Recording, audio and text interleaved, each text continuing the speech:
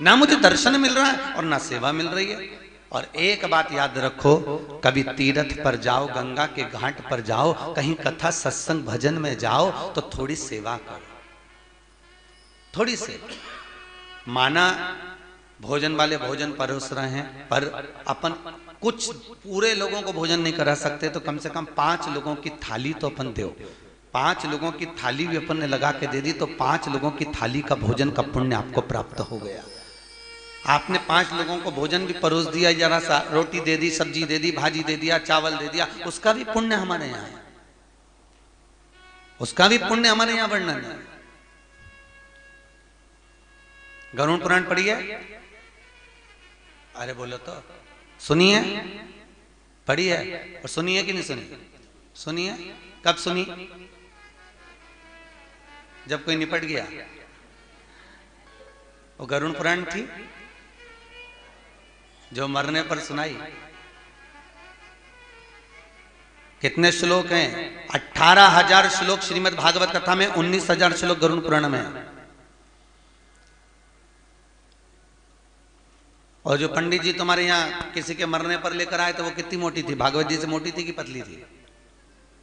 अरे बोलो तो सही, बिल्कुल पतली सी। तो वो गरुड़ पुराण नहीं थी, वो गरुड़ पुराण का 5वें अंश का प्रेत अंक था। कौन सा अंक था? जम के बोलिए, प्रेत अंक। जिसको ब्राह्मणों ने उस प्रेत अंक को निकाला गरुड़ पुराण के, और प्रेत अंक को निकालकर पोथी बनाकर उसका वाचन किया। पर कभी जीवन में अगर समय मिले, ऐसा नहीं है कि गरुड़ पुराण मरने पर बजती है। गरुड़ पुराण कभी मौका मिले तो अपने यहाँ पढ़ना, और पढ़ने का मौका नहीं आए तो किसी ब्राह्मण के मुख से सुनना। 19,000 श्लोक के वो गरुड़ पुराण में स्पष्ट किया गया 3रे अंश में कि हम अगर एक अनायासी व्यक्ति को भी अगर भोजन परोस कर देते हैं,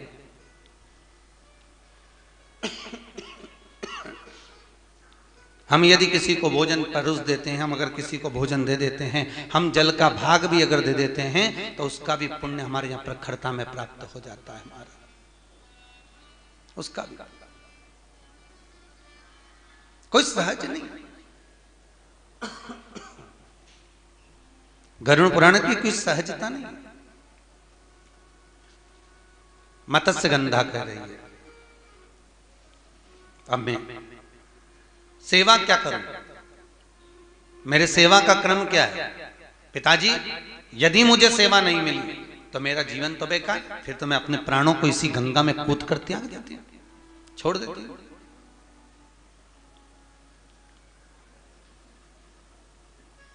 मैं इसी गंगा पर अपने प्राणों को निकाल देती हूं, फिर मेरे जन्म का कोई सार ही नहीं है।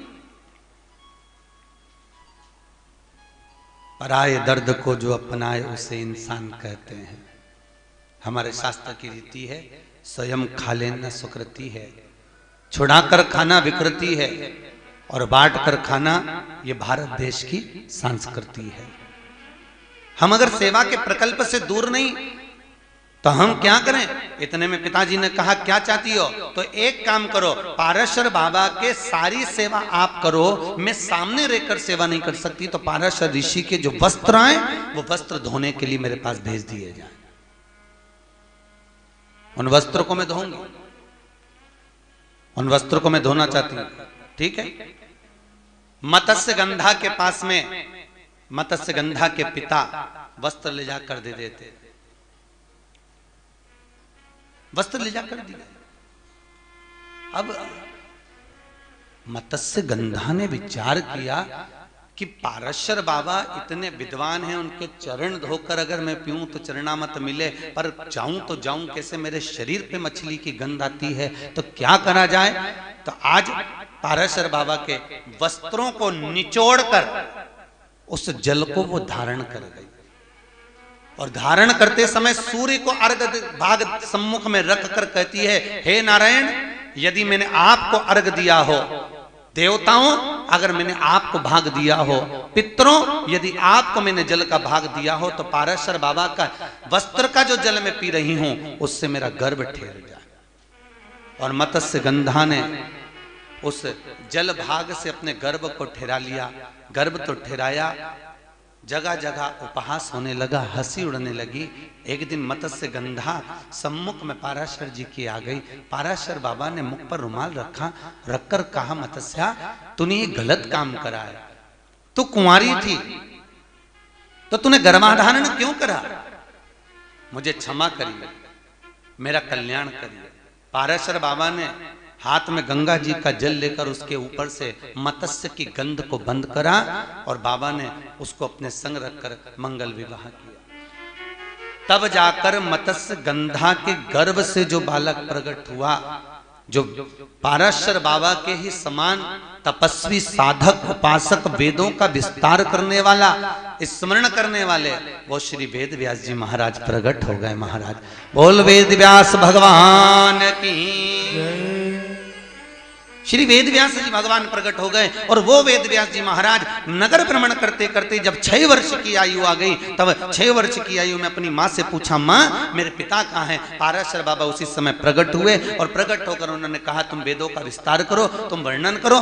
पाराशर ऋषि ने आशीर्वाद दे दिया। इतने पुराण, इतने शास्त्र, सब कुछ लिखे, महाभारत जैसा महाग्रंथ लिख दिया। इसके बाद भी वेद व्यास जी के मन को शीतलता का अनुभव नहीं हुआ, शांति नहीं मिली। और याद रखना, दुनिया में व्यक्ति बहुत कमाता है, बहुत करता है, पर परिवार, कुटुंब और कबीले के लिए करता है, पर अपने लिए क्या करा? अपने लिए करा तो करा क्या आपने?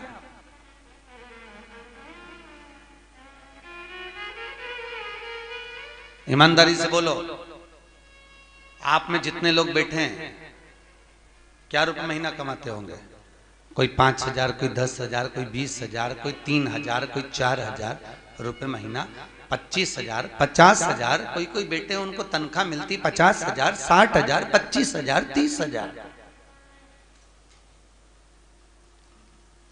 और आपको अगर इतनी तनख्वाह मिल रही है, वो तनख्वाह मिल किसको रही है? अरे बोलो तो जम के, आपको। उस 30,000 तनख्वाह में, 40,000 तनख्वाह में, 5,000 तनख्वाह में आप कितना भोग कर रहे हो?